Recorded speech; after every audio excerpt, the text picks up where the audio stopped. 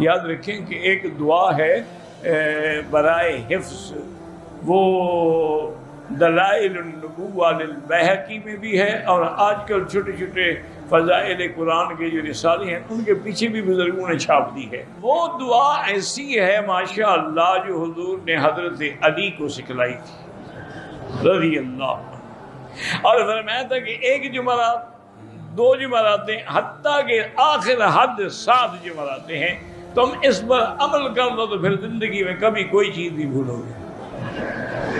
حضرت علی فرماتے ہیں کہ میں نے تو صرف 3 راتیں پڑھی، اور اس کے بعد سے لے کر آج تک میں کوئی ایک لفظ بھی نہیں بھولا۔ تو وہ جو لوگ قرآن پڑھ رہے ہیں، حفظ کر رہے ہیں، یاد کر رہے ہیں، یا جو طالب العلم ہیں، حدیثیں پڑھنے والے، دین پڑھنے والے، ان کو چاہیے کہ وہ دعا جو ہے کتاب لے لیں، ایسے تو یاد کرنا مشکل ہو جائے گا۔ وہ شروع ہوتی ہے اللہم ارحمنی بترک المعاصی ابدا ما ابقیتنی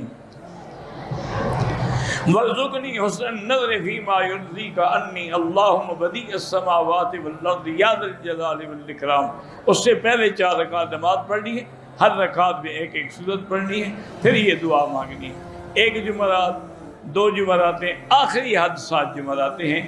تو جو عمل کر لیتے ہیں نا جی، ہمارے ہاں تو مدرسوں میں پہلے اہتمام تھا، جو تحفیظ القرآن کے مدرسے تھے نا، تو استاد سب بچوں کو پہلے یہ دعا پڑھا، جمعرات 7 بیٹھ جاتے تھے، اور پھر 2 3 بچے کھڑے کر کے وہ منزل پڑھ لیتے، پھر دعا پڑھاتے تھے۔ اس کا فائدہ یہ ہوتا تھا کہ وہ بچے جب حافظ بنے تو پھر الحمدللہ ان کو کبھی کچھ نہیں بھولا۔